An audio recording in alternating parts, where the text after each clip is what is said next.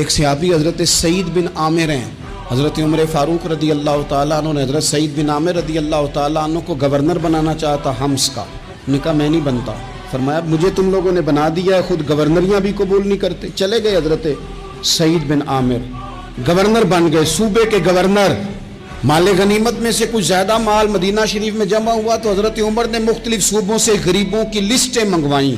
حضرت سعید بن عامر کے صوبے کے کچھ خاص لوگوں کو آپ نے لکھا کہ تمہارے صوبے میں جو غریب ہیں ان کی لسٹیں بھیج دو. تو جب لسٹ آئی تو اس میں پہلا نام حضرت سعید بن عامر کا بھی تھا.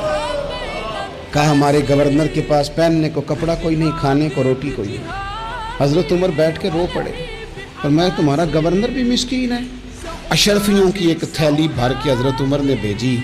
حضرت سعید بن عامر کے پاس جب گئی تو کہنے لگے انا للہ و انا الیہ راجعون.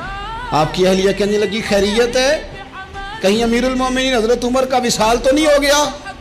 فرمانے لگے نہیں. تو فرمانے لگی کوئی آفت تو نہیں آ گئی؟ کہا نہیں. انا للہ کیوں پڑھا؟ ولی مانس دیکھنا میرے پاس دنیا آ گئی ہے، میں نے تو جان چھڑائی تھی اس سے کہ میرے پیچھے بھاگتی ہے. حضرت سعید بن عامر نے سارا مال وہیں اللہ کے حضور خیرات کر دیا. حضرت عمر ایک دفعہ دورے پہ آئے ان کے صوبے میں تو سب لوگوں کو جامع مسجد میں بلایا، حضرت سعید بن عامر کو بھی بلایا. ابن الجوزی لکھتے ہیں کہ حضرت عمر نے فرمایا لوگوں تمہیں اپنے گورنر سے کوئی شکایت تو نہیں؟ تو لوگوں نے کہا 4 شکایتیں. ایک تو ہمارے گورنر صاحب جب شروع میں آئے تھے تو فجر کی نماز کے بعد ہی آ کے لوگوں کے بیچ بیٹھ جاتے تھے. اب اشراق چاشت کے وقت آتے ہیں، سورج پورا طلوع ہو جاتا ہے تو حضرت سعید بن عامر رضی اللہ عنہ آتے ہیں. اور دوسری شکایت یہ ہے کہ صرف دن میں ملتے ہیں، رات کو ملتے ہی نہیں. اور تیسری شکایت یہ ہے کہ ہفتے میں ایک پورا دن ہوتا ہے ملاقات ہی نہیں کرتے. اور چوتھی شکایت یہ ہے کہ کبھی کبھی بیٹھے بیٹھے رونے لگتے ہیں اور بے ہوش ہی ہو جاتے ہیں. آپ نے ایسا شخص گورنر بنا دیا جو دیوانہ ہے.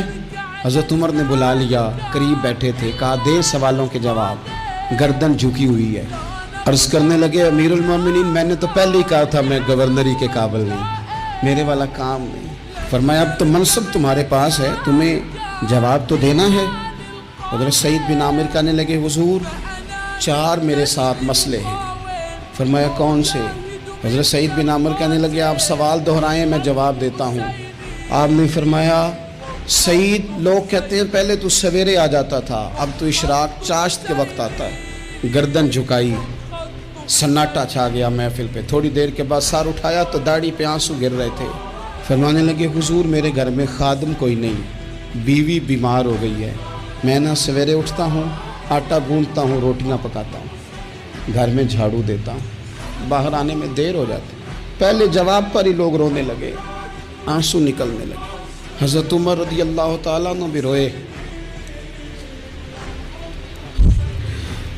پھر فرمایا کہ سعید تو دن کو ملتا ہے تو رات کو کیوں نہیں ملتا؟ اپنی داڑھی پکڑ لی. کہنے لگے عمر ساری سفید ہو گئی ہے، اب تو لگتا ہے پھل پک گیا ہے، پتہ نہیں وہ کب مجھے کہے گا واپس آ جا.